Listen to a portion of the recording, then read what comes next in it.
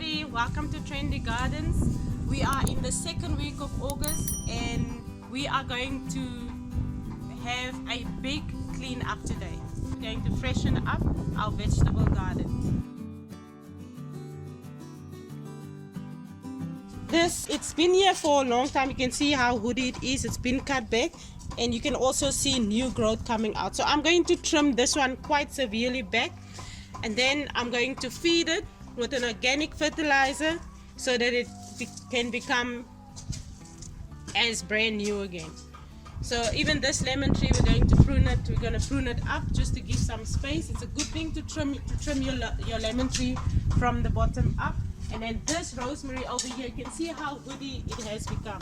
So what we're going to do is we're also going to give it like a 20 to 30 centimeters from the top down trim. Then we're going to feed it with a fertilizer that's high in nitrogen, just to give it that nice boost so that it looks new and fresh again. I'm going to pick these beautiful lemons at the bottom, and then I'm going to prune this tree up because we're going to plant fresh vegetables at the bottom of this tree.